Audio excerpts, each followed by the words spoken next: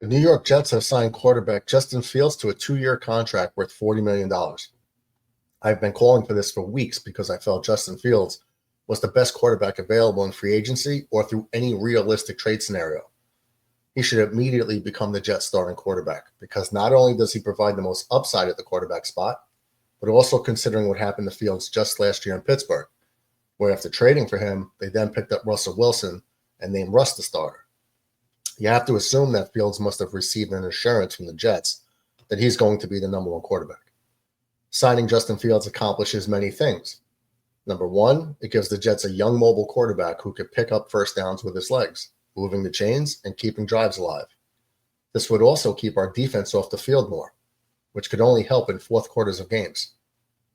Number two, the Jets wide receiver room does not have much talent beyond Garrett Wilson and the unknown in Malachi Corley, who in my opinion desperately needs a chance to play this season. But we do not have any real deep threats. Justin Fields can excel with rolling out of the pocket and utilizing an intermediate passing game with the option of also running. Number three, it helps out with Garrett Wilson.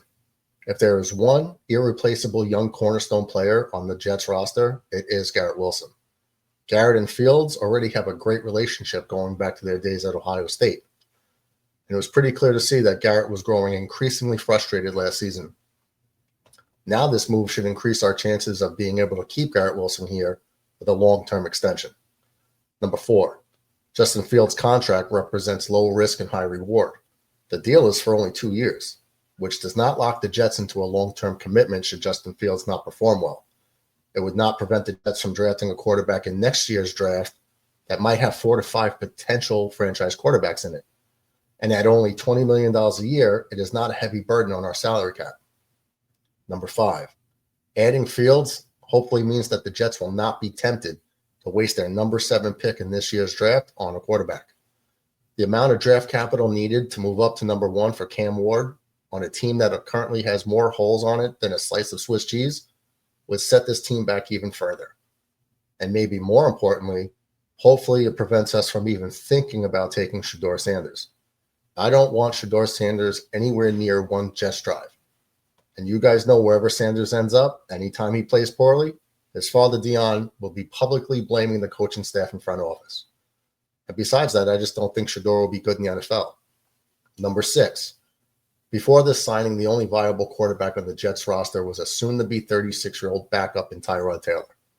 Not that Tyrod isn't a good player, but he is a backup for a reason, and his injury history is too alarming to rely on him for 17 games.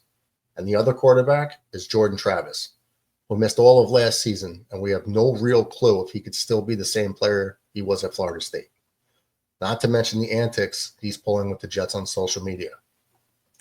Overall, this is the best case scenario for the Jets this season, and Justin Fields makes us immediately more competitive during this rebuild.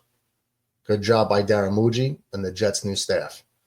Make sure to like and subscribe as we are almost at 500, and click the link below in the description to join the Discord. I think the girls with their nails done.